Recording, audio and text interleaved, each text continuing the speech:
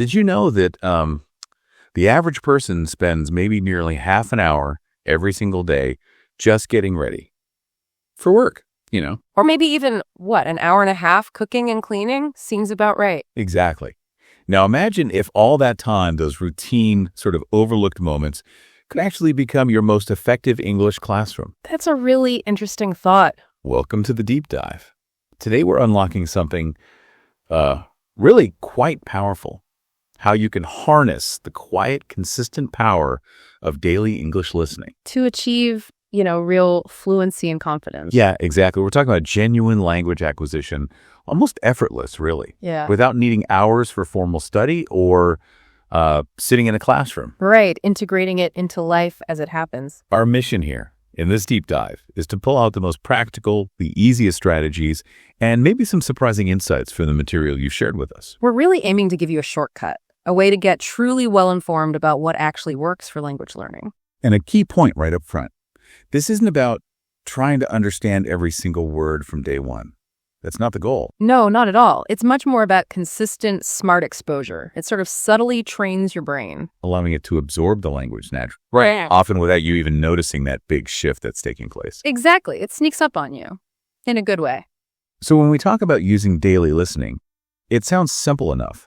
But what's really fascinating, I think, is how these consistent, small bursts of listening, they can lead to huge leaps in fluency. Monumental leaps sometimes. It's less about those big, infrequent study sessions and more about weaving English into your daily rhythm, your habits. Well, it taps into a fundamental principle, really. Neuroplasticity. Yeah. Your brain is just this incredible pattern recognition machine. Okay. So with regular, even brief exposure to English, you're constantly feeding it new auditory data, new sounds, new rhythms. Mm-hmm. And this consistent input lets your neural pathways gradually adapt. They solidify the recognition of English sounds, intonation, even grammar structures. So it stops feeling so foreign. Precisely. It moves from being this explicit thing you study to something more implicit, more automatic. It starts to feel intuitive. And the stories we looked at really bring this home, don't they? Like David from Poland. Yeah, David's a great example. Busy office job, right? Dedicated study time was just not happening. So what did he do? He just listened to English audio every morning while getting ready for work. Simple as that. No active studying, just listening. And over time. His comprehension just steadily climbed, purely by integrating it into a routine he already had, something non-negotiable. That's brilliant. And then there was Sarah, the busy mom. Right, Sarah. 2 kids, formal grammar lessons, forget it. So where did she find the time? Those short walks to school with her children, she used that time. Listen to simple English audio. Did it work straight away? Not instantly, no. Initially, she was just catching bits and pieces, Yeah. But she kept at it. After a few weeks, full sentences. And then, a few months later, she started responding in English without that mental translation step, that pause while you figure it out in your head. Bypassing the translation. That's huge for fluency, isn't it? It's the holy grail, really. That's the real payoff of this consistent listening, getting rid of the translation delay. Definitely. And then James, the taxi driver in Nairobi, he took it to another level. Oh, yeah. James basically turned his car into a mobile classroom. Hours of English audio every day. Did he just listen passively? Mostly, but he'd also repeat phrases sometimes. Even pause to shadow the speakers. Mimic them. In the result? After about a year, he was chatting confidently with international customers, often sounding almost native. Incredible. What really strikes me about all these examples, David, Sarah, James, is how they each found their own unique pockets of time. Existing time. That's the core insight, isn't it? The accessibility. These learning moments are already there. We also saw Fatima, the teacher in Bangladesh, just 10 minutes a day after school. Only 10 minutes. Yep. Didn't understand everything at first, but that brief, consistent practice built her confidence. So much so that one day in an online international meeting, she just joined the English conversation. No hesitation. That's fantastic. And it works on a smaller scale too, right? Like Nora at the bakery. Exactly. Nora picked up the phrase a bunch of from simple dialogue she listened to while, mixing dough. And she used it. Yeah. The next time she spoke to her neighbor, she used it totally naturally, surprised them both. Huh.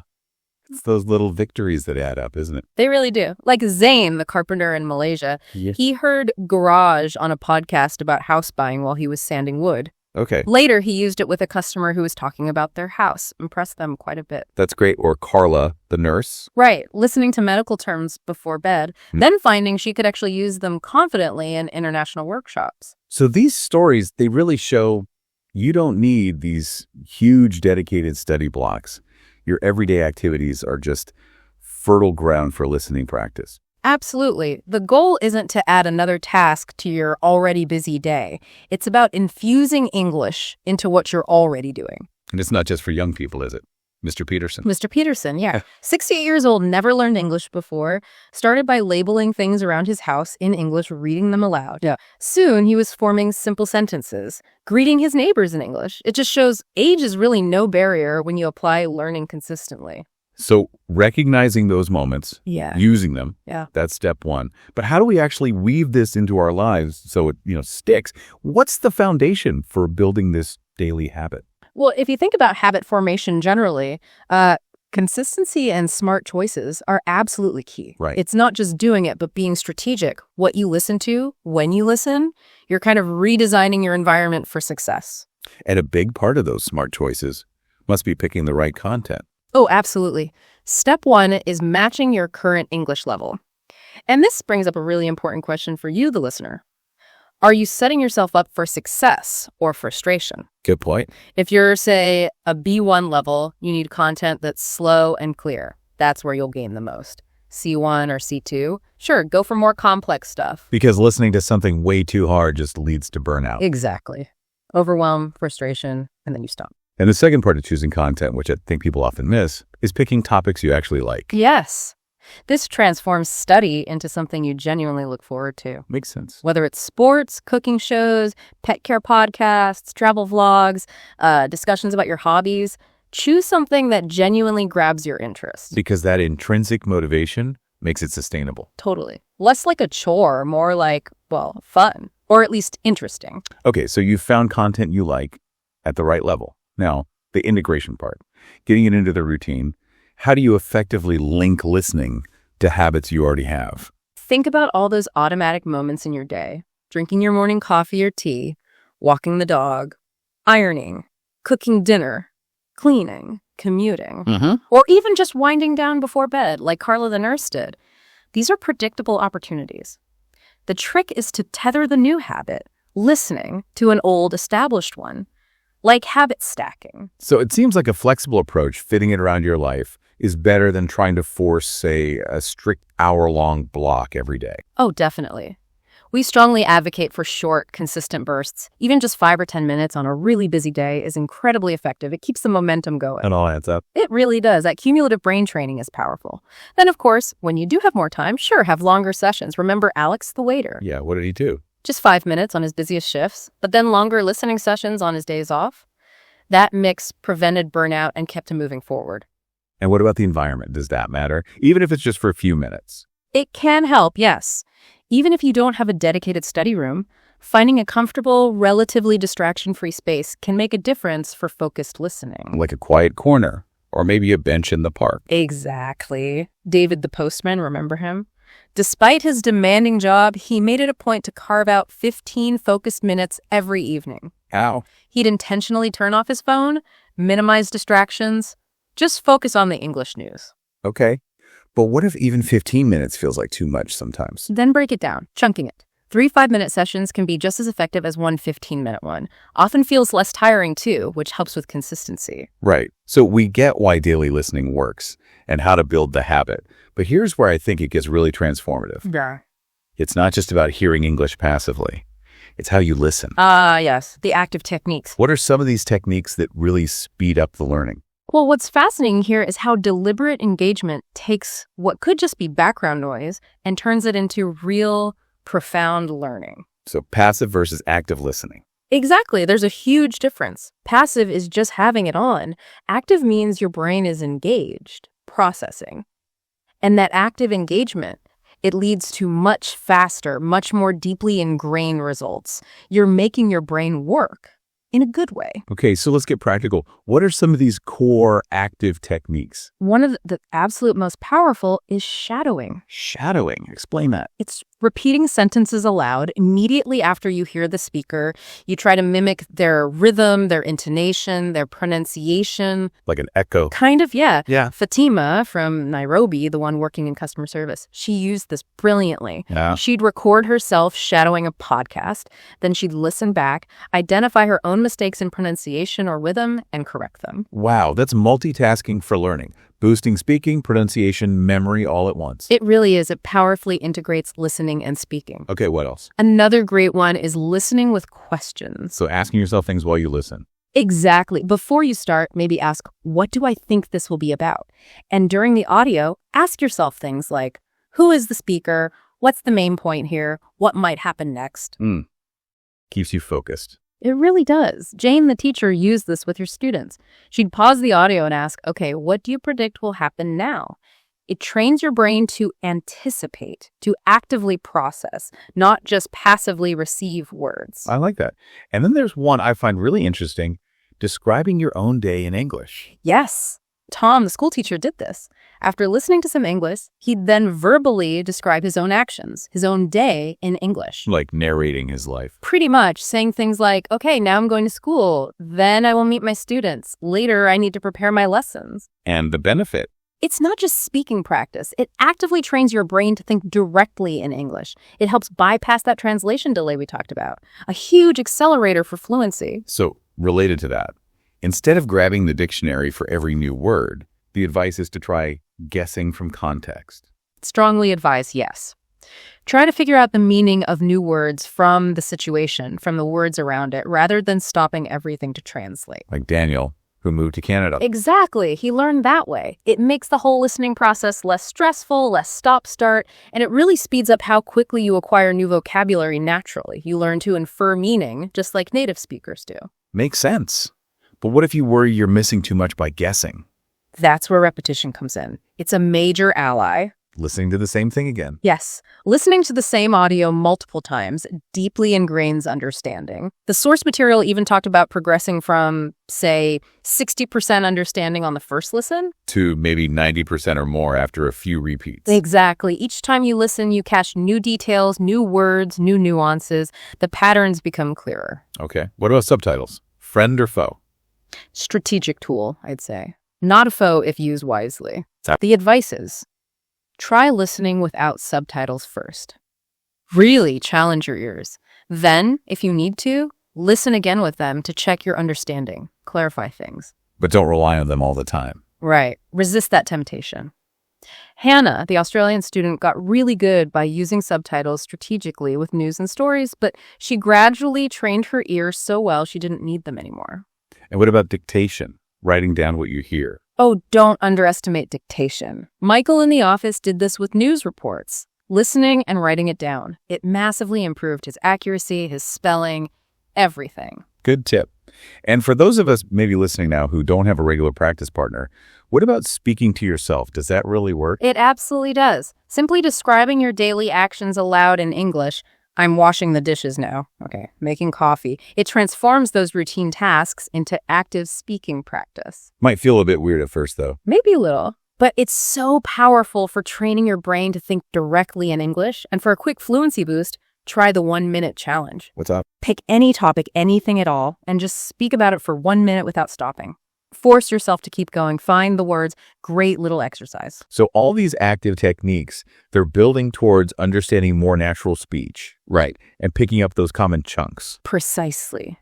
The huge value of listening to natural everyday conversations is that you start to absorb these chunks, these common ready-made phrases like, how was your day? Or nice to meet you? Or see you later. Things people actually say all the time. Exactly. They become like prefabricated sentences in your head. You can just pull them out and use them without having to build the sentence word by word. Makes your speech much more natural, much more fluent. Okay, so you've built the habit. You're using active techniques. Now, how do you keep it fresh? Keep growing. And crucially, prepare yourself for pretty much any real-life conversation. Well, connecting this back to the bigger picture, variety is absolutely key now. It enriches your understanding, builds real adaptability. Like diversifying your diet. Kind of, yeah. Diversifying your English diet to strengthen different linguistic muscles. And a big part of that must be deliberately listening to different voices, different accents. Oh, essential. The material really emphasizes listening to English speakers from various countries, the UK, US, Canada, Australia, South Africa, Ireland. Trains your ear for global communication. Exactly. Hannah, the student in London, she specifically sought out podcasts with different accents. Challenging at first, she said, but it massively broadened her comprehension over time. Where can you find that variety easily? Public announcements, radio news, interviews, they're great sources for hearing different ways of speaking, different vocabulary, different intonations. And then there's varying the topics you listen to build specific practical vocabulary. The material had a great breakdown of this. Yes, focusing on vocabulary for real-life situations. For daily routines, you'll naturally hear things like wake up, go to work, cook dinner. Okay, essential stuff. For travel and directions, turn left, bus number 5, which platform? Airport. For shopping and money, how much is it? Price, credit card, cash, medium size. Yeah, stuff you use constantly. Right. And for health and wellness, doctor, appointment, headache, medicine, feel sick. For food and cooking, chop, mix, boil, fry, recipe, ingredients. Useful in the kitchen. Definitely. Right. Work and office stuff like schedule a meeting, send the report, deadline, presentation, family and relationships, husband, wife, kids, friends, parents. Okay, covering all bases. What about leisure and, importantly, safety? For hobbies and free time, hiking, reading, favorite book, watch a movie, and then, yes, crucially, emergencies and safety. Fire, call 911 or the local number, help, emergency. Good ones to know. And phone conversations. Hello, may I speak to, could you repeat that, please? Hold on. Very practical. And expressing yourself more. Giving opinions and preferences, I believe, I prefer, in my opinion. Making appointments and plans. What time is good for you? Let's meet on Friday. Are you free? Describing things. Describing places. Big, small, crowded, quiet, peaceful, beautiful. And finally, expressing feelings and emotions. Happy, sad, worried, excited, surprised. So the idea is to make your whole environment a learning tool. Pretty much. Read English manuals for things you buy. Label items in your home. Actively listen to conversations around you when you're out shopping, like Mark did at the hardware store. Right. He improved his work English just by tuning in to customers. Exactly. And while learning with a friend or partner is great, you can role play, motivate each other. Remember, individual practice, especially speaking aloud to yourself, is just as effective if you don't have a partner readily available. Okay. This whole journey to fluency, it's definitely a marathon, not a sprint, as they say. So how do we keep that motivation going? Keep the fire lit when life inevitably gets busy or discouraging? Yeah, that's a really important question, isn't it? How do you maintain that consistency when, things get tough or your enthusiasm dips? What's the first step?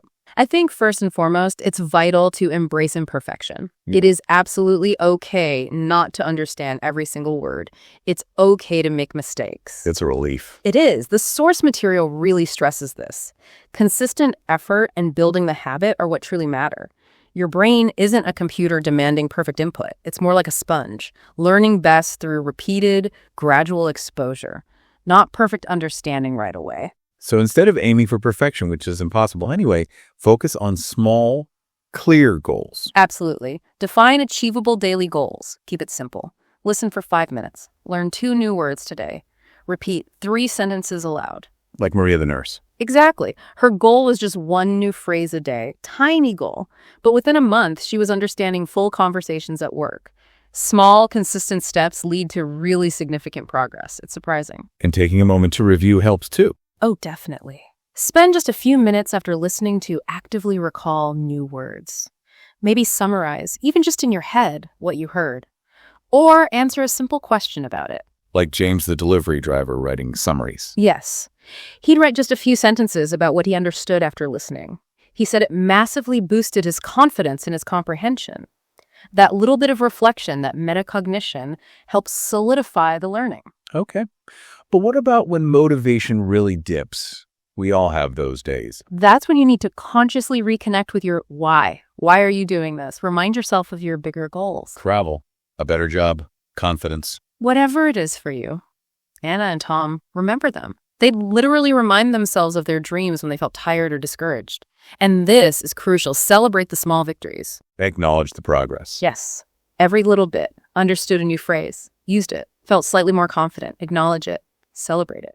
That positive reinforcement is incredibly powerful for keeping you going. And it all comes back, really, to that core idea of consistency. It absolutely does. We have to reiterate, a small action done daily is infinitely more impactful than a huge effort done sporadically, like once a week. Like planting a seed and watering it every day. Exactly. Think of it as steady, incremental growth, not a race. Consistent, small efforts genuinely accumulate into profound changes in your understanding and your fluency over time. So this deep dive has really shown us, I think, that daily, consistent, strategic listening, even in short bursts, is arguably the most powerful tool you have for achieving English fluency. It's not about finding more time, is it? No, it's about transforming the time you already have, using it differently. So here's a challenge for you, listening right now. Identify just one small moment in your day. Maybe it's while you make that morning tea or coffee. Maybe it's walking to the bus stop. Maybe folding laundry. Just one moment. Just one. Use it to press play. Start your own deep dive into daily English listening. And here's a final thought to leave you with. What if the key to unlocking your fluency isn't really about adding more study time to your plate? What if it's simpler? What if it's simply about a conscious, strategic shift in how you experience your existing time?